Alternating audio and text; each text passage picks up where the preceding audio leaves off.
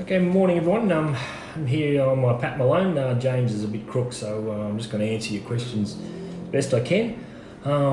We last week we found a leaders track that day, and it was very tough. It was one of those days you had to manoeuvre, and we were lucky enough on the audio to get away with Tarzan because we thought it would find the lead around about the $8 mark, so that was okay.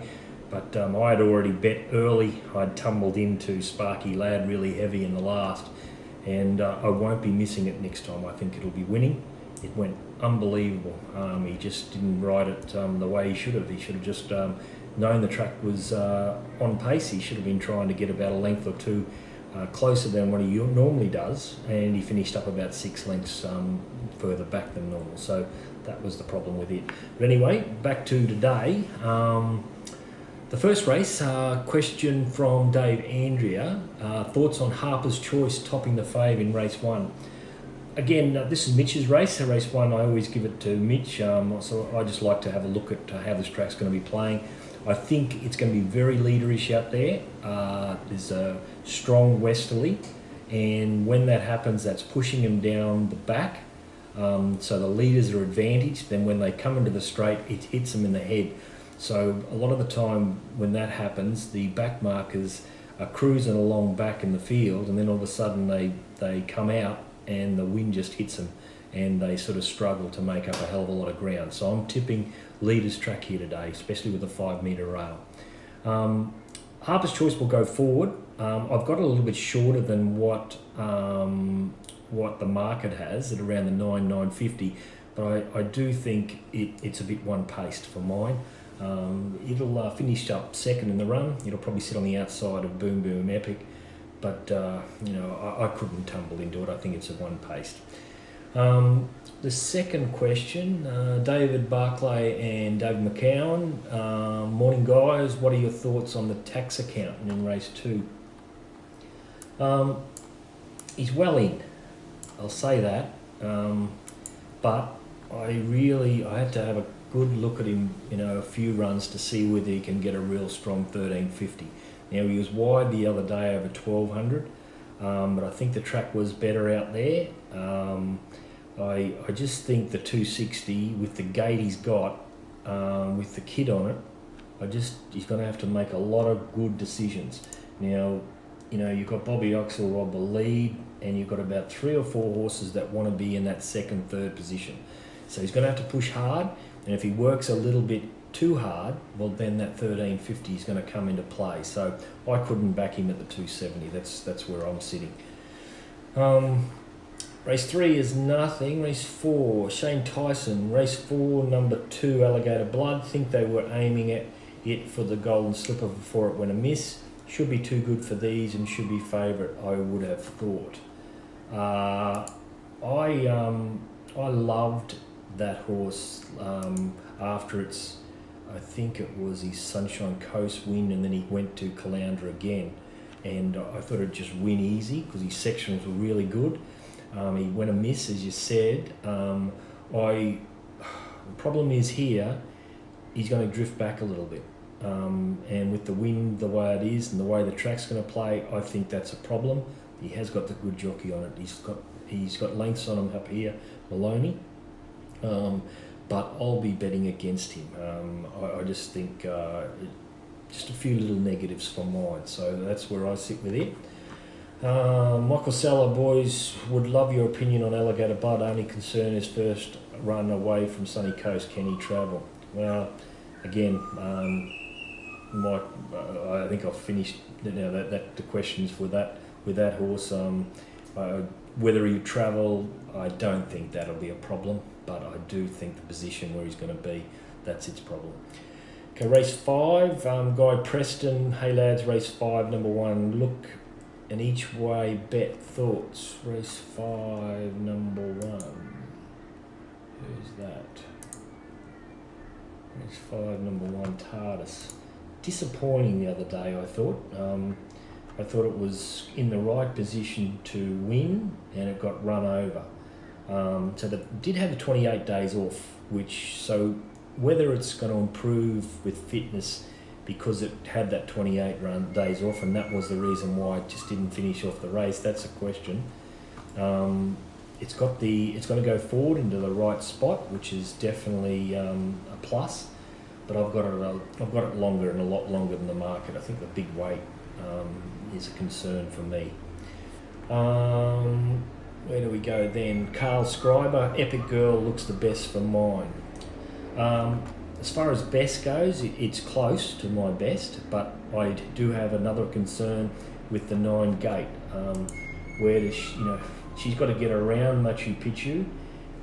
Tardis will go forward, and he won't get around Machu Picchu, but Machu Picchu will lead. Tardis will be where Epic Girl will want to be. Now, if Tardis wants to go forward and then ease, well then Epic Girl should be able to get around, and then maybe even Jardin Rouge will come around the whole lot of them, and it'll get into the right spot then Epic Girl. But if they all want to kick up and play games, well then it's a little bit of a worry. I do think it's hard to beat. I think it's very well placed. So I think the $3, I've got it shorter, I've got it $2.40. So I'm with you on that horse, but I just got a couple of little concerns. In race 6, Nick Milner, race 6, number 3, Amenzel. Nick went good the other day at the Coast. I thought it was quite impressive the way it had to work, and then it went through a section and kept on going. It's one of those on-pace horses which you're looking for. I've got it $13. It might have to work pretty hard, but from this gate. You've got 2 horses drawn inside, All Important and Ignite the Light, and other horses like FOMO, Mail Escort, Desert Man, all want to be where it wants to get to. So I think it's a concern, even though it's only got 7 gate, there are a lot of horses drawn inside of it, which I think is a little bit of a problem. So I'll be letting that one go, but I do have it pretty close to market, so I'm not ruling it completely out. Where do we go then? Darren Kelty, Unlikely Story, race 6, 2 for 2, second up. He'll get back. Do you see enough pace in the race for him to get home over the top of them? If All Important and Ignite the Light were trained by different trainers, I would say yes, there was plenty of speed and it's a possibility of getting over the top of them, but we've got to consider this wind again. And they are stablemates, so they're not going to drive each other mad. I would be sort of coming out on All Important and leading and trying to restrain Ignite the Light on the outside of it. That's the best chance that they've got, the Golden Stable. So whether they do that, I don't know. Ignite the Light can race a bit fierce, so yeah, that's the problem. But that's what I would be doing, and then all of a sudden that's going to make it pretty hard for a horse like Unlikely Story. Now, Unlikely Story is stablemates to these horses as well, so if they want to go 100 mile an hour, it could set it up for a horse like Unlikely Story. But again, the wind. So there's a lot of ifs and buts about this with Golan. I haven't seen his podcast on this to see what his intentions are of what he's going to do with these horses. So it'll be an interesting thing to go and check out Golan Racing and see what his first thoughts are and how to ride these horses. What else we got here? We've done Unlikely Story. Race 7, Ben Board. Hey boys, race 7, number 2. I didn't mind at odds. 2 faves drawn out. Do you rate him a chance? Race 7, number 2. Race 7, number 2 is Sharanda, definitely. I thought it went all right the other day at Rocky. He'll get into the right spot. We parked in behind him. $23. I think that's over the odds. I've got him shorter than that for sure. I've got him $6.50.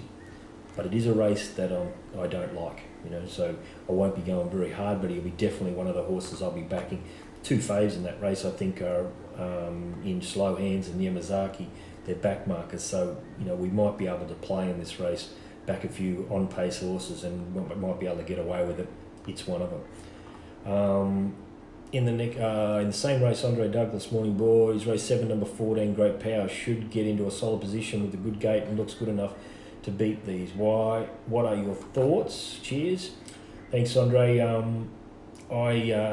If I didn't know the horse really well, I would be very concerned about it in this class. But it went good the other day. the mile concerns me, but it's going to get a lovely run. It was wide the other day and loomed to win and fought on good, but again it was in the better part of the track. But it's just going to get too good a run not to, give it a hope. So $5. I think I've got it $5. I do. I'd be wanting to get. If you didn't see his run the other day, he'd be 14s in this race. So that's the concern. Just the one run. It looked better than maybe what it was because it was wide and the best part of the track. So, I'm just sitting on the fence with it. It's probably a horse I'd like to save on if in this race. That's all. Race 8, Alex and Barton Wills. Race 8, number 10, Magnifier can finally break through.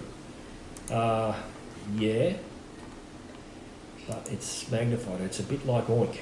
He's a bit of a gunner.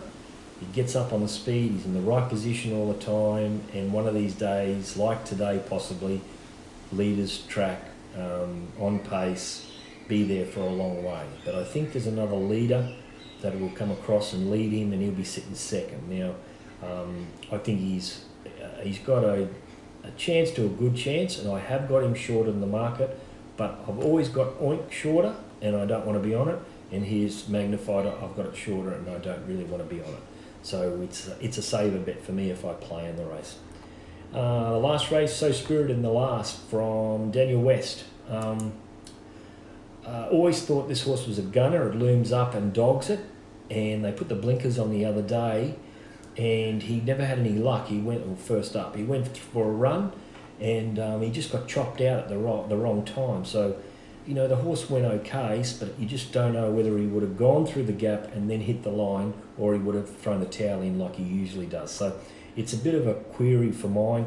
He has got this bad gait. The way the track's going to play, he can't get into that first 5 runners. He's going to be midfield back, which is a real problem for mine. I've got it. What have I got it? 25 to 1. But that'll be mainly because of the where he maps. So that's about all for me. We're looming on Hong Kong from a couple of 3 or 4 weeks away. We'll be back there. Our play of the day been a little bit in and out for us with the play of the day, but there's a few there today we've actually tumbled into. So hopefully they'll get the results. Brad's got Gold Coast up now, I'd say, and hopefully we can get away with a bit of cash. All right, fellas. Cheers. Or girls as well. Cheers.